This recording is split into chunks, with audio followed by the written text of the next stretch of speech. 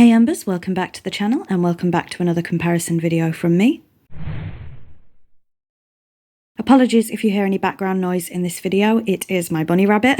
I say that quite a lot. In today's video we have three things to compare actually. We are going to be looking at the visual differences between the PlayStation 2, the PSP and the Xbox 360 versions of Tomb Raider Legend. I do have a playlist for all my comparison videos over on my channel, so if you would like to see all of the ones I've done so far, please feel free to check them out, but don't worry if you don't want to.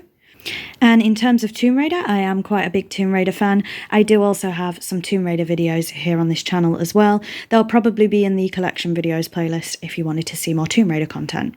So this is the way I first played this game on the PlayStation 2. It's my favourite console, I've spoke about that so much. This is the front cover.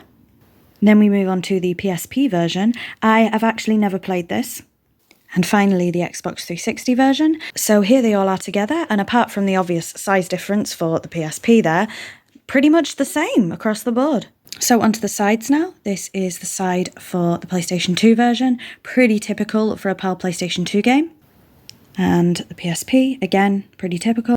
And here's the Xbox 360. Again, we've mentioned before on this channel that the Xbox discs normally have a picture or something on the side, whereas PlayStation doesn't tend to do that. There has been some exceptions.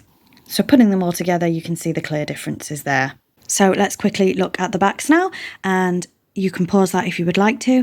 I would say Tomb Raider Legend is probably in my top 3 favourite Tomb Raider games.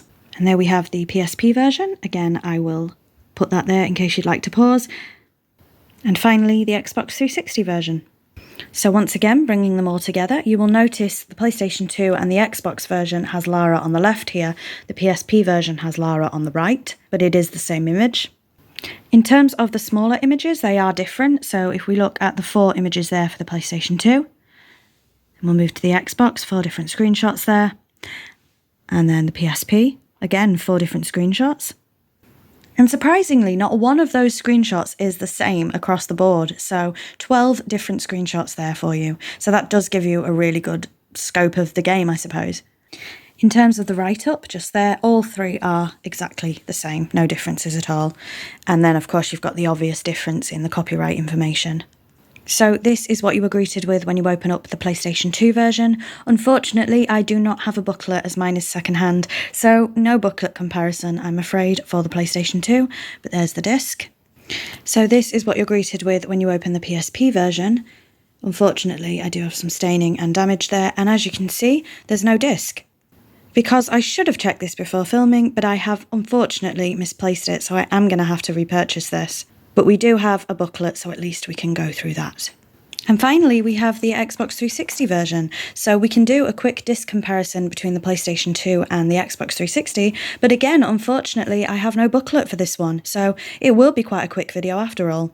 So disregarding the PSP for a moment, here is a comparison of the disc on the PlayStation 2 and the disc on the Xbox 360. Pretty much exactly the same. Like I say, PlayStation 2 likes their logo at the bottom, Xbox 360 likes their logo at the top. So this is the first time in these videos we'll be looking at a PSP manual, actually.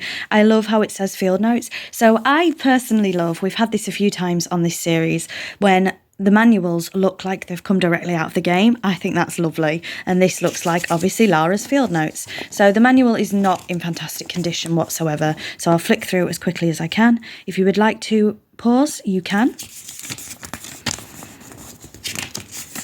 And again, like I say, quite a unique experience for me, because I think this is the first time I've ever seen a PSP manual, actually. It wasn't really a console I grew up with at all. And I don't actually own one at the time of recording. So again, trying to do this, the manual really wants to close on me. But there we have it, and there's the back. And there's 25 pages in that manual, so that's actually a bit of a bigger one than we normally get. So here they all are back together again, but a bit of a fail this video. No manuals for these two, and no disc for this one, but it does have a manual. Ugh, it's typical, isn't it? And like I say, I wish I could tell you that I research and check these things in advance, and I really should, but I don't. So thank you very much for watching. Let me know where Tomb Raider Legend ranks in your favourite Tomb Raider games. And until next time, bye Embers.